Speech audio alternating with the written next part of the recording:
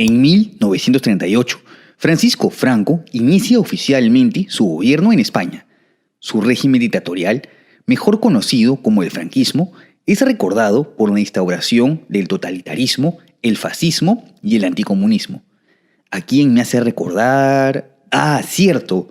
Entonces, si Franco tuvo una ideología tan similar a Hitler en Alemania y a Mussolini en Italia, ¿por qué no se unió a ellos durante la Segunda Guerra Mundial? Si alguna vez te lo preguntaste, quédate hasta el final del video, pero antes no te olvides de suscribirte al canal. Créeme que me ayudarías muchísimo.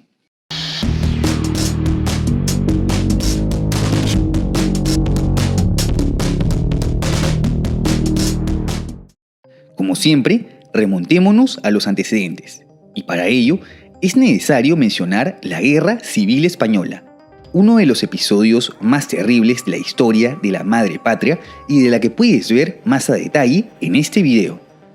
En este conflicto acaecido entre 1936 y 1939, se enfrentaron por un lado el bando republicano, apoyado por la Unión Soviética y por México, y el bando sublevado, liderado por Francisco Franco. El caudillo de España recibió, como era de esperarse, el apoyo tanto de la Alemania nazi como de la Italia fascista. De hecho, la Legión Cóndor, la fuerza alemana que apoyó a los sublevados, aplicó por primera vez la Blitzkrieg en práctica durante este conflicto, el cual termina en abril de 1939, en plena víspera del inicio de la Segunda Guerra Mundial.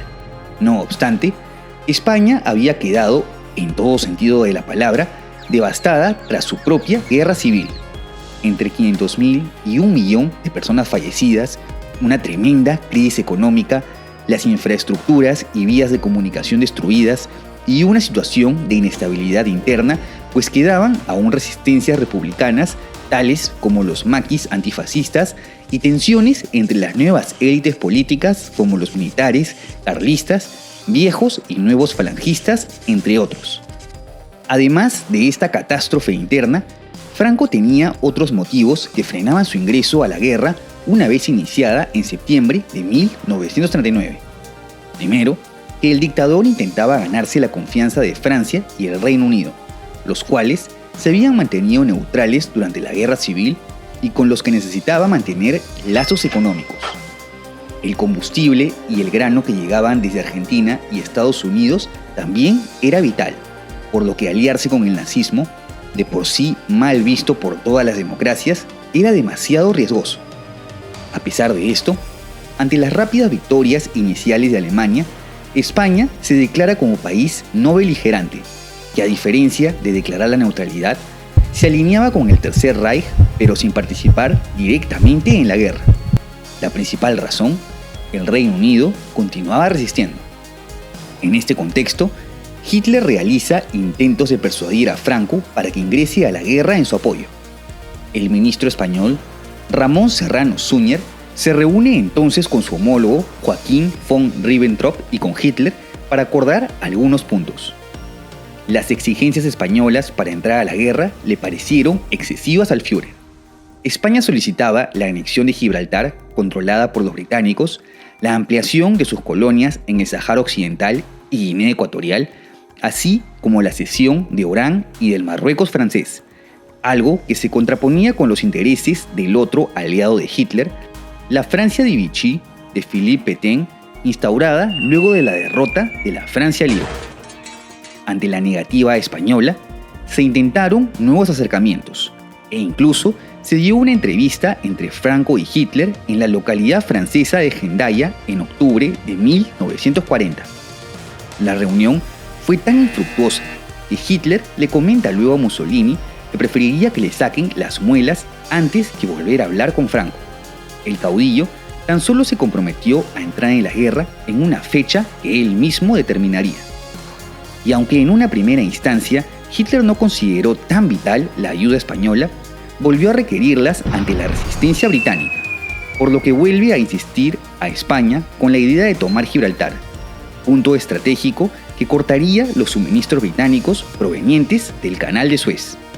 Y aquí es donde Franco comienza a sentir la amenaza del eje, pues de negarse, Alemania podría invadir su territorio para llegar a su objetivo. La invasión del Peñón se enmarcó dentro de la Operación Félix, la cual se pudo haber dado con o sin ayuda de España, pero se canceló debido a que las fuerzas alemanas se dispersaron, primero porque tuvieron que ir a socorrer a Italia en Grecia, los Balcanes y el norte de África, y segundo, porque no quería retrasar más la invasión a la Unión Soviética, el anhelo más grande de Hitler. Y aquí vale recalcar otro importante factor que evitó que España se vea forzado a entrar a la guerra. Debido a su posición geográfica alejada del epicentro de los conflictos, no existía interés alguno de la invasión de España más allá del pequeño peñón de Gibraltar. Algo que no ocurrió, por ejemplo, con las naciones entre la Alemania nazi y la URSS, de las que absolutamente todas se vieron forzadas a alinearse con uno u otro bando.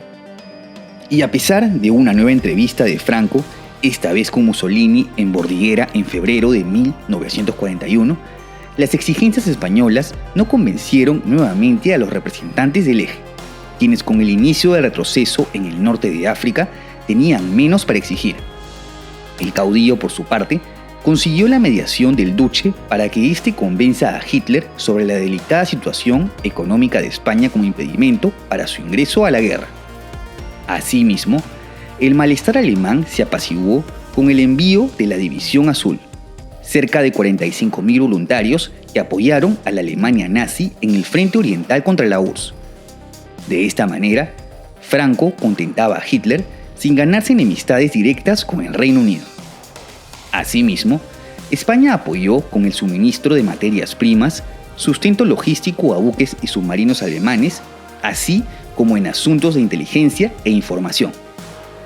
La entrada de Estados Unidos en la guerra y el inicio de las derrotas alemanas desde Stalingrado supusieron el olvido casi definitivo del ingreso de España a la guerra.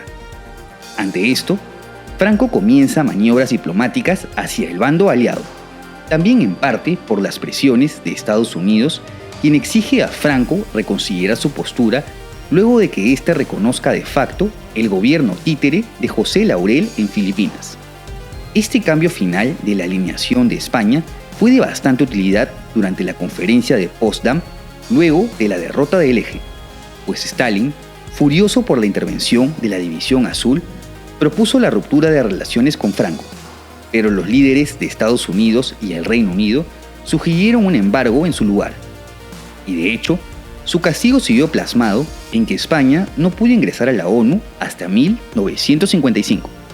En conclusión, España no apoyó directamente al eje debido a la catástrofe interna que se vivía desde la Guerra Civil, lo que lo forzaba a mantener relaciones económicas con el Reino Unido y exigir un botín que se contraponía con los intereses de Hitler y Mussolini para unirse al eje. Asimismo, los fracasos alemanes e italianos en otros frentes evitaron que España se vea forzada a entrar en la guerra por el control de Gibraltar. Es decir, su posición geográfica también le fue favorable para mantenerse al margen del conflicto. Finalmente, sus maniobras diplomáticas en la fase final de la guerra le permitieron que los aliados occidentales puedan tener ciertas consideraciones con una España franquista que al menos tenía un punto en común con ellos: el anticomunismo. ¿Crees que los resultados de la guerra hubieran sido diferentes si el apoyo de Franco a sus homólogos fascistas se hubiera concretado? No te olvides de dejar tu comentario y de suscribirte al canal. Asimismo, te dejo en la descripción mis redes sociales, y por si quieres ver los nuevos videos en preestreno y tener una mayor interacción conmigo, tus donaciones en Patreon o miembros del canal son bienvenidas. ¡Hasta la próxima!